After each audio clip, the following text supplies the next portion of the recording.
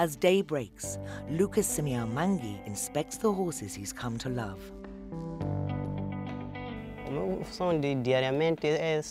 Every day, I come to check the horses in the morning. If there's no problem, I start mixing the horse ration and give it to the horses to eat. 10 years ago, he was the first and only Mozambican to work with the horses that Pat and Mandy Retzlaff brought with them when they moved here from Zimbabwe. Before they arrived, I had only seen horses on television. I had never seen any with my own eyes before. When the horses came here, many people were scared and disdainful of them. They'd never knew what horses were, so it was a mixture of fascination and fear.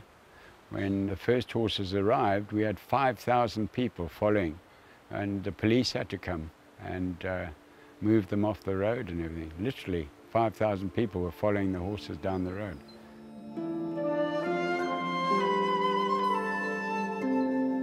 Integrating these large animals into the community proved to be an even bigger challenge when the horses set their eyes on tastier pastures.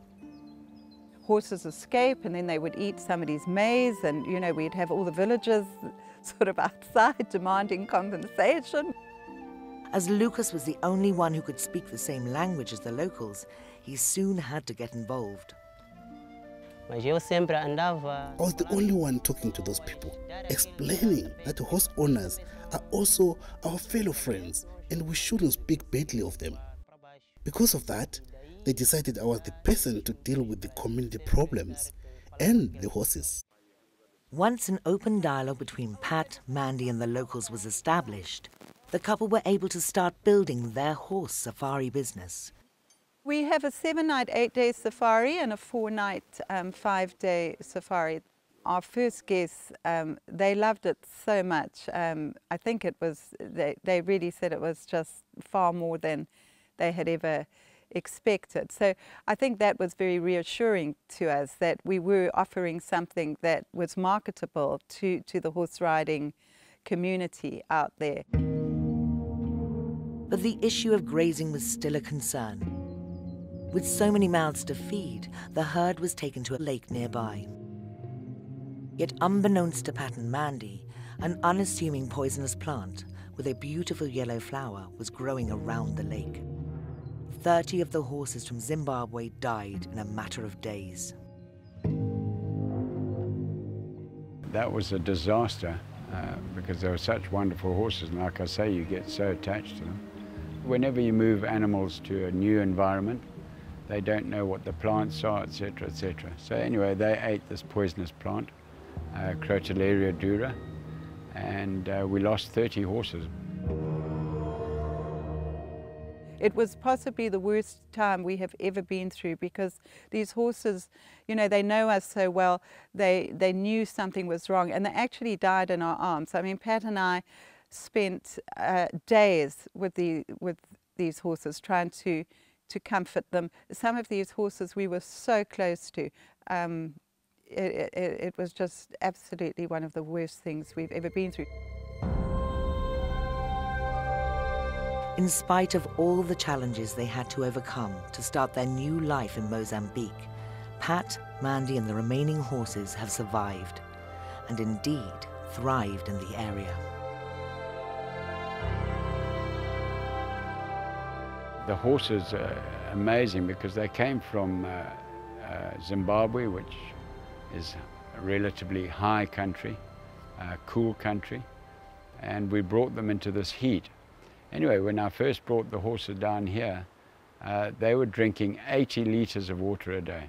It's quite incredible, and just sweating. And by the next year, they weren't drinking even 20 litres, and now we ride them for a 50-kilometre ride and offer them water, you know, thinking, gosh, you must be totally, and they turn their nose up at the water. So horses are amazing at adapting to new environments. Some have even formed special relationships with grooms like Lucas. Yeah, eu gosto muito de cavalo chamado Brutus. I really like Brutus. He was the one who created a lot of problems before. But now he's calm. We've become friends. As the community have gradually become more familiar with the horses and the safari business has grown, many locals have found employment working alongside the creatures they were once fearful of. Pouco a pouco. Little by little, things are changing, and I see lots of people from the community asking for jobs. Before, I was the only Mozambican working here. Here in the stables, we have 30 or more Mozambicans that work here, that can sustain their families. If there were no horses, there would be no jobs. To ensure everyone is comfortable with the animals, Pat and Mandy also offer riding lessons to the children who live in the area. Muito bonita. We teach most of the kids in the community. Some of them are much older now, so they've gone on to boarding schools and things, so we don't have as many as we used to do. We have this group that we've just taught now, and then we have some 2-, 3- and 4-year-olds that come pretty regularly, and they're all learning to ride. But we've taught a lot of people in Vilanculo to ride.